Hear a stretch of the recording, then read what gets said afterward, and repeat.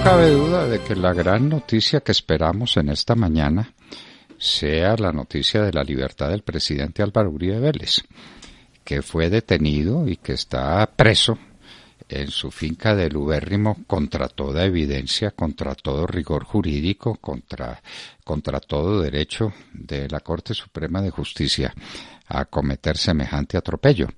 Hoy debe ser restablecido en sus derechos y le debe ser devuelta la libertad. No habría ningún motivo para una decisión contraria, Ademar. Pues, doctor Fernando, no lo ve uno, por lo menos en derecho. En derecho no, en derecho, pero sí. como hay quienes fallan es no en derecho, sino en política. Pero es que en derecho no está detenido. No lo está. Por eso. Y precisamente no nada, eso es lo que hace pensar que nada. Inmediatamente lo que procede es la libertad una vez que solicite oficialmente o formalmente durante la audiencia que empieza a las 9 de la mañana y que, bueno, va a trastocar un poco el orden del día políticamente hablando.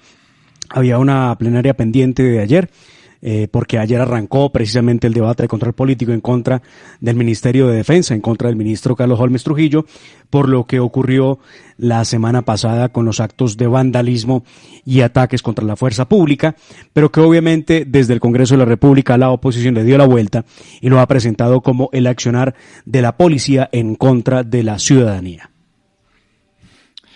El accionar de la policía en contra de la ciudadanía, la policía es la culpable.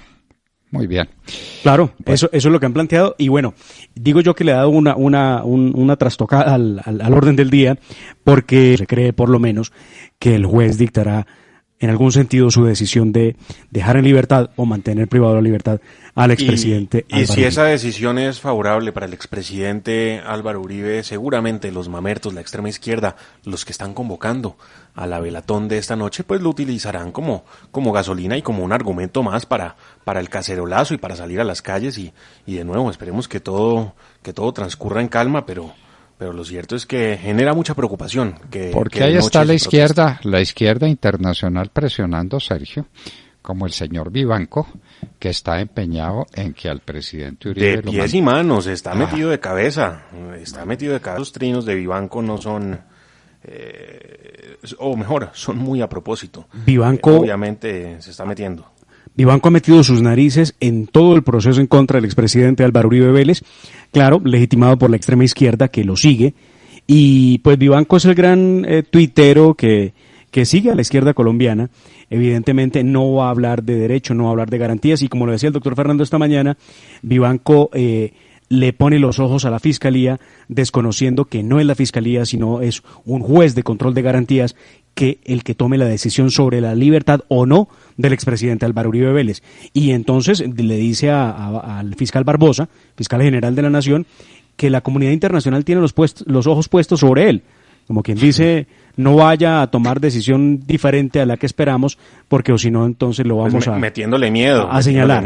Obviamente. Esto es una presión indebida. Y hay una agenda internacional coordinada, esto también muy de la mano con lo que hemos advertido del tema de Soros. Yo sí me pregunto, ¿la CIDH no funciona acaso con recursos de todos los estados miembros? Usted tiene un tema muy importante que mencionar, Demar. Señor, ¿no? ¿Cuál? Pues señor, ¿no recibió usted ayer una comunicación muy importante? Bueno, parece que la olvidó. ¿Qué le vamos a hacer? Pero en todo caso, la trataremos después, más adelante, cuando Demar recupere la memoria. No, pero estamos hablando precisamente de lo de la CIDH. Sí. Lo de la CIDH. Si estamos hablando de lo de la estamos hablando de lo de la CIDH, por supuesto, es que ahí está la larga mano de Soros. Sí, y por eso y por Sergio, esas pinceladas de Mar, esas pinceladas que usted ha dado, precisamente yo me pregunto, ¿acaso es que la CIDH no funciona con los recursos de todos? ¿Qué necesidad hay de que Open Society, que es el brazo ideológico de Soros, a través del cual pues influencia medios de comunicación, organismos internacionales multilaterales como este, qué necesidad hay de esa financiación? Y además pues queda muy en duda. Bueno, a ver si refresco la memoria. ¿Es cierto o no es cierto que una persona muy del alto gobierno estuvo reunida en el apartamento suyo con el señor suyo de Soros, con el señor Soros, antes de este gobierno. Pero hay un personaje del gobierno nacional que ha estado reunido con el señor Soros. Entonces, ahí hay una Yo creo que hay más de uno, doctor Londoño. Yo por lo menos tengo uno con plena seguridad, ¿no? Entonces, para decirlo, el señor Ceballos ¿estuvo en el apartamento de Soros o no estuvo en el apartamento de Soros? Sí, importante, que no lo diga, que se sepa, pero que no lo diga, que no lo diga con franqueza. Sí, estuve visitándolo porque me parece un hombre muy importante o porque me invitó a tomar chocolate, en fin, lo que quiera, pero que lo diga o que desmienta y que nos diga que no es cierto, que nunca estuvo en el apartamento del señor Soros en los Estados Unidos. Pues, entre tanto, la Relatoría Especial para la Libertad de Expresión de la Comisión Interamericana de Derechos Humanos lanza el pasado mes de diciembre un informe sobre protesta y derechos humanos. Ese informe fue financiado parcialmente a través de una subvención de Open Society Foundations. Así que, pues, es Soros detrás de esto.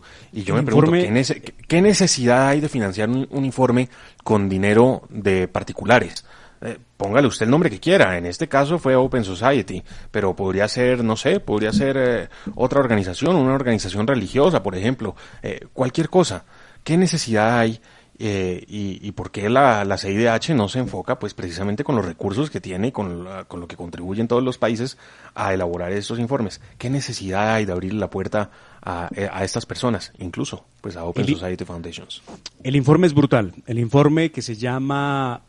para que los oyentes lo puedan ubicar, Protesta y Derechos Humanos, es un informe de verdad traído de los cabellos. Un informe donde presentan, lo primero que hacen es criminalizar cualquier acción del Estado. Eso es lo primero que hace el informe, donde pone al Estado colombiano como un criminal que reprime la protesta social y viola los derechos humanos y los estándares internacionales sobre protección de los derechos humanos. Claro, como usted lo dice, Sergio, este informe, financiado por la Fundación Open Society y elaborado por algunos expertos que han consultado en Colombia, entre otros, algunos colectivos de afinidad de extrema izquierda. Y esos son el manual, un manual muy complejo que trae varios temas que me llamaban mucho la atención. Por ejemplo, legitimaban que los protestantes o los que hacen la protesta, los que se oponen, los que salen a las calles, puedan utilizar colegios y universidades como lugar para esconderse o para resguardarse. Como trincheras. Sí, realmente, el burladero. Entonces, este tema de utilizo la universidad, tiro piedra y utilizo la universidad, está amparado por esto. Pero además, le traslada al Estado y dice, usted, Estado, no puede dudar de que los ciudadanos que están en la calle son delincuentes. Usted no puede decir eso. Usted, porque los ve con capucha, porque los ve tirar piedra, bombas molotov, papas bomba, usted no puede salir con eso, usted no puede decir que son criminales. ¿Y qué tal la inversión de la carga de la prueba? Así es eso. Hay una persona lesionada, fue la policía. Prueba de policía que no la lesionó. ¿Y los bandidos qué? Y los que quemaron, es que no se les olvide que quemaron 60 instalaciones de la policía, 54 CAEs y 6 cuarteles de la policía que fueron atacados por estos bárbaros. Que a propósito, la gente ya está empezando a padecer las olas de criminalidad que se han suscitado en algunos barrios precisamente por cuenta de la ausencia de esas estaciones.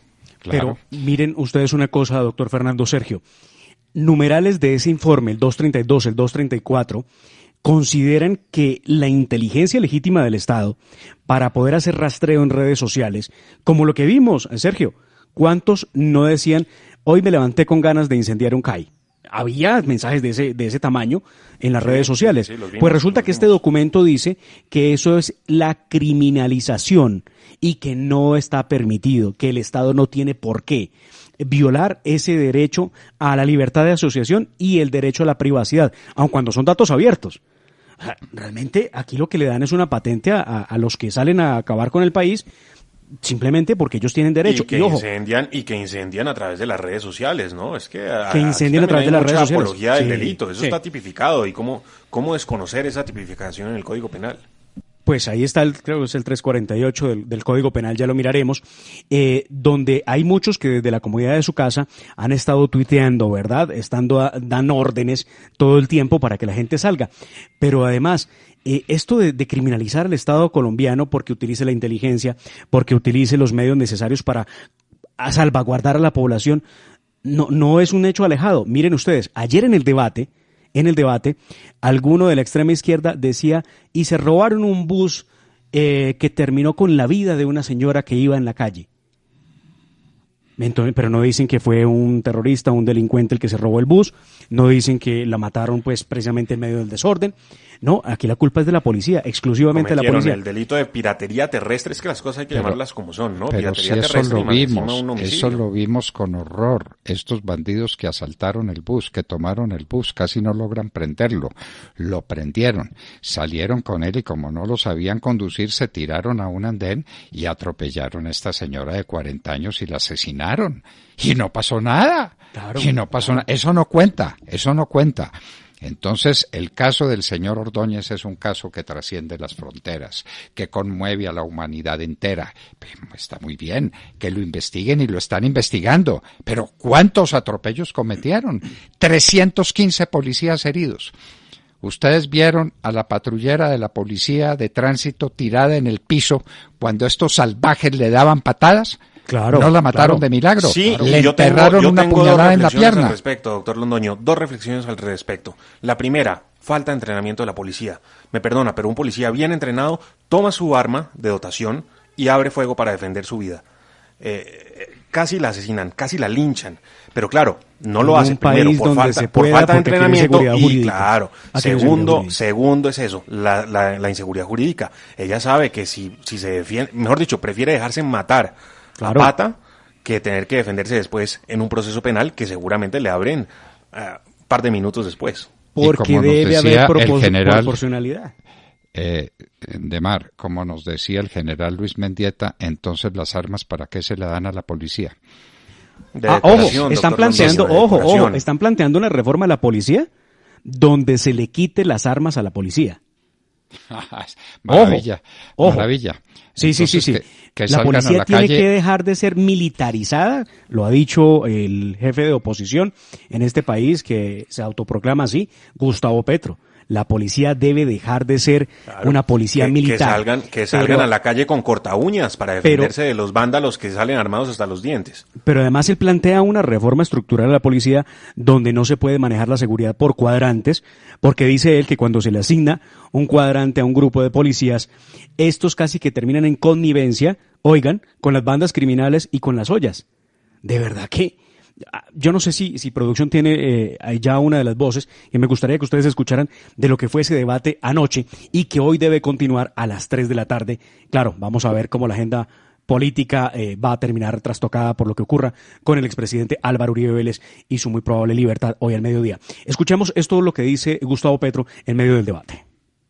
Si solo hay SNAT para la manifestación pacífica y no hay Congreso, ¿qué es lo que viene? Si no es la violencia. Eso es lo que estamos viendo en las calles, que la gente, la olla de presión se está expresando violentamente. Permítanme continuar. El CAI y la olla en el barrio. ¿Por qué los CAIs? Porque los CAIs se han vuelto centros de tortura, porque se han vuelto centros de violación de mujeres, porque hay electrocutación en los CAIs.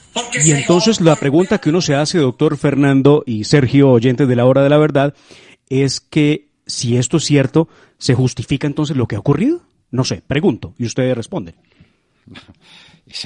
Pero por Dios, es un pretexto, eso estaba previsto, eso estuvo organizado. El ataque simultáneo en 50 sitios distintos de la ciudad de Bogotá, eso no fue obra del acaso, ni una reacción espontánea de nadie, eso estaba absolutamente calculado. Están armados, están financiados, tienen dinero, eso es con plata. ¿Y con plata proveniente de dónde? Del narcotráfico, por supuesto, ¿o no?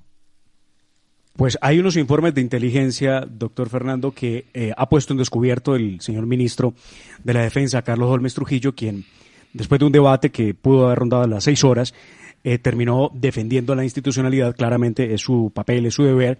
Después de 4 horas de debate en contra de la institución, lograron sacar algunas voces en 2 horas para tratar de defender una andanada donde el Partido Liberal, Partido de la U, en su gran mayoría, no todos, porque hay que decirlo que no todos se pronunciaron, así que no sabemos qué piensan algunos de esos sectores, sí se pronunciaron muy fuerte en contra de la policía.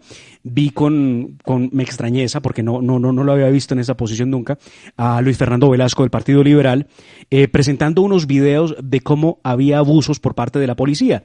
Y alguien del Partido Centro Democrático le decía, pero muestre todos los videos. Usted no solamente puede mostrar el video donde el policía comete un exceso de fuerza que es disciplinable, condenable, que debe pasar a la justicia, pero penal militar, ¿no? Le agrego a la justicia penal militar, porque es que como corresponde, servicio, a la jurisdicción que corresponda, claro. Ya les están arrebatando también la justicia penal militar. Pero además, pero permítame una última cosa, doctor Fernando. Sí, mire, rápido. aquí se ha querido pasar por alto que esos 194 policías lesionados, 183 en Bogotá, en 7 municipios... 315 de Mar, no sé de dónde saca usted la cifra, fueron 315 policías heridos. Lesionados no, heridos. Heridos. Esos más de 300 policías heridos, esos más de 200 civiles heridos también en medio de las protestas vandálicas que hubo en Bogotá, estaba de por medio, o había de por medio en ese momento, según los informes de inteligencia de los que se ha hablado en el gobierno, de los que se ha hablado en los medios de comunicación, movimientos como Juventudes Camilistas, Movimiento Bolivariano por la Nueva Colombia, Juventud Rebelde, Coordinadora Clandestina Simón Bolívar, Juventudes del Movimiento 19 de Abril, ACA al Combate y Jaime Bateman. No sé si a alguien le dice algo eso, si lo reciben o no lo reciben, si creen o no creen que efectivamente hay algo más detrás de las tales manifestaciones, que evidentemente ellos decían era una expresión espontánea de la ciudadanía. No, porque atacar 60 instalaciones de policía no es espontáneo. Bueno, nadie ha discutido el tema de los 23.000 millones de pesos a los que fue condenada la nación para pagar los perjuicios que recibieron los diputados del Valle, como si la nación los hubiera secuestrado. ¿Quiénes son los secuestradores? Los miembros de las FARC. Entonces, ¿qué dicen? Es que no hubo suficiente protección de los diputados. Claro, en ninguna parte cuando se comete un crimen hay suficiente protección, porque el crimen se cometió. 23.000 millones de pesos. Y los bandidos de las FARC no pagan un peso. Los colombianos, los que sufrimos el impacto de esa noticia atroz, que fue el secuestro de los diputados del Valle y su posterior asesinato cruel, somos los que tenemos que pagar la indemnización. ¿Cómo le parece? Bueno, como todo en este país, ¿no? Bueno. ¿Cuándo se ha sabido de un bien de las FARC para reparar a alguien? Nunca. Recuerde, de los tantos bienes que se anunciaron después de la firma del acuerdo que entregó las FARC, estoy hablando en este caso de bienes inmuebles, de los tantos solamente aparecen 8 en el listado. De los 8, 7 son baldíos, o sea, de la nación. Y 1 es para reparar, pero han dicho que no sirve para reparar efectivamente a las víctimas. Bueno, entonces no hay nada. Le quiero contar que la ONU dice que Nicolás Maduro preside un régimen de terror que utiliza las torturas sistemáticamente en contra de los opositores, pero no pasa nada. No pasa absolutamente nada. Y que tanto el presidente como los ministros son responsables de ello. Esto ocurre en este momento en Ginebra, en Suiza, en donde se está dando a conocer el resultado de un informe de la misión de la ONU sobre Venezuela, recogiendo muchísimos testimonios de la situación que ocurre en el vecino país, y precisamente llega un cable de AFP, de la agencia francesa de prensa, en donde se da a conocer que el presidente de Venezuela, o quien gobierna Venezuela, Nicolás Maduro, y sus ministros están detrás de crímenes contra la humanidad. Exacto, pero no pasa absolutamente nada. Hacen lo que les da la gana. A propósito, los buques que vienen cargados de combustible desde Irán hasta Venezuela, ¿llegaron o no llegaron? ¿Los van a dejar llegar o no? Tenemos que seguir la pista a esos buques a ver cómo van de camino hacia Venezuela. ¿Ah? Porque pues hay unos que no han dejado llegar, ¿no? otros que han logrado coronar, porque eso sí es coronar la gasolina para surtir con un poco de gasolina al pueblo venezolano, que hace unas filas inmensas, ¿no? Increíble uno ver a los venezolanos haciendo filas de días enteros para tanquear sus carros. Y les tengo un dato. Demar, Noticias RCN, Juan Lozano dice, las cifras oficiales señalan que 315 policías fueron heridos, de los cuales muchos de milagro se salvaron de la muerte. Muy bien, doctor Fernando, gracias. Les confirmo un dato también. Sí. El doctor Nelson Roberto Pardo, que nos escucha asiduamente, nos recuerda que si hay otros funcionarios que han pasado por ahí de agache. ¿Le suena el nombre de la doctora Adriana Mejía Hernández? No creo. No creo. Es la viceministra de Asuntos Multilaterales, es de la Cancillería colombiana, obviamente. En su perfil, usted tiene que ella ha sido consultora del Programa Presidencial para Derechos Humanos, de la Oficina del Alto Comisionado de Paz, hizo parte de la Comisión Asesora del Gobierno de Colombia para la Reforma Política de Drogas y miembro de la Junta Directiva de la Fundación Smurfit Kappa, pero también, oigan bien, hizo parte de la Junta Asesora del Programa Global para Política de Drogas de Open Society Foundation. Bueno, entonces ya sabemos de dónde viene la cosa. Open Society es Soros, hay que repetirlo, es Soros. Y volvemos a preguntar si el señor Miguel Ceballos se reunió o no se reunió con Soros cuando él estaba trabajando en Georgetown University. Preguntamos, a ver qué nos contestan. Bueno. A Medellín vuelve la vida nocturna. Entonces vamos a ver cómo nos va con la vida nocturna y cómo nos va con esta situación. Entonces vamos a ver qué pasa. Lukashenko está denunciando a los Estados Unidos y a unos aliados para desestabilizar a Bielorrusia. Era pues lo que nos faltaba también. Sali está entrando a los Estados Unidos. ¿Qué va a pasar allá? Difícil lo que pueda pasar. Sergio, lo de la India con el coronavirus es sencillamente descomunal. Eso ha pasado desapercibido porque la India queda lejos. Ayer completó, me parece que fue el 6º día con más de 90,000 infectados por día. Y entonces dicen que hay 5 millones de personas contagiadas en la India y que eso parece una cosa de ciencia ficción. Increíble. Esperemos que eso no se repita en Colombia a mediados de diciembre, cuando el pico se eleve y esto sí parezca una película de horror. Pues película de horror la que podemos estar esperando en las próximas semanas tras estas manifestaciones con inmensas aglomeraciones que hemos visto en las calles del país. Yo creo que genera mucha preocupación la posibilidad de un rebrote en medio de estas manifestaciones, cuando el país ya pues en teoría va bajando el número de contagios. Pues lo que menos quisiéramos ver es un rebrote, por supuesto, y la cifra que entre 10 y 20 millones de colombianos ya habrían estado contagiados con COVID-19, es la cifra que revela el ministro de Salud, Fernando Ruiz. Bueno, vuelos internacionales de noviembre desde el 21 de septiembre. El 21 de septiembre es ahora, próximo lunes. Ya, en 5 días, sí señor. El 21 de septiembre. Estamos preparados para eso, nos va bien en eso. Mientras tanto, siguen saliendo cifras sobrecogedoras de la gente que va a los hospitales buscando salud porque tiene cualquier cosa, porque tiene un infarto, porque tiene una hernia que se estranguló, porque tiene cualquier cosa y termina con coronavirus. Sí, es preocupante, la verdad es preocupante. Tener que ir a una clínica en medio de esto, pero ya se están tratando de reactivar las cirugías electivas, por supuesto los exámenes, porque hay muchas enfermedades que se han dejado de diagnosticar, mucha gente que obviamente por este miedo de contagiarse no va a un hospital a hacerse una radiografía, una tomografía, pero también pues está en vilo la salud de los pacientes con otras patologías. Que deben tener espacios, por supuesto, blindados de COVID-19, si se me permite la expresión, y si es que eso es posible, ¿no?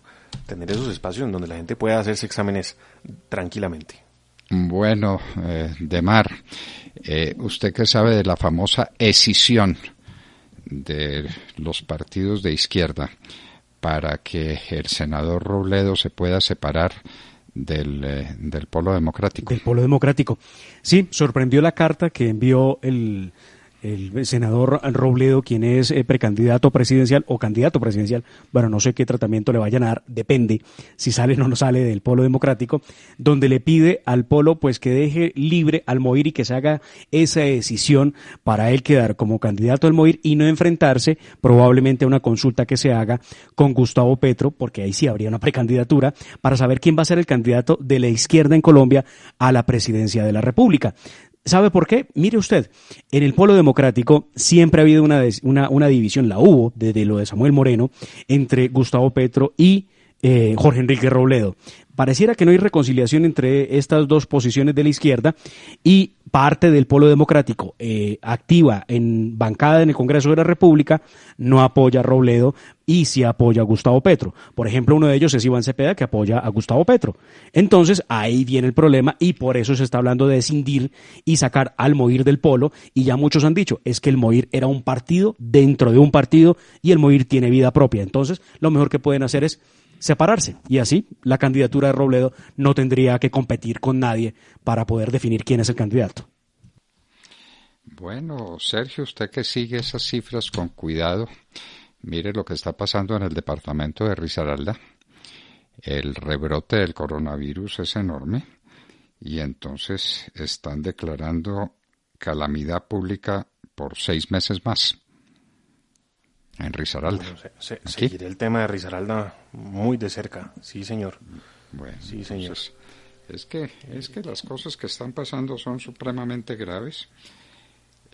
Nos cuentan que el presidente llegó de sorpresa al CAI de Castilla, a la estación de Kennedy y al CAI Ferias.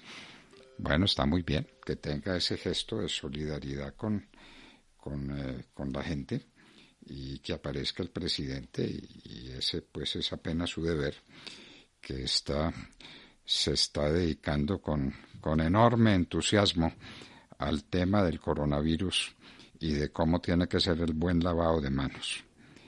Entonces, es hora que alguien haga algo, doctor Fernando. Donde quemaron los CAI, vuelve, y lo decía Sergio, vuelve los atracos, vuelve obviamente la violencia por parte de los delincuentes, pues que ya ven que no hay una figura de autoridad que les impide actuar, y pues los ciudadanos están a merced precisamente de la inseguridad.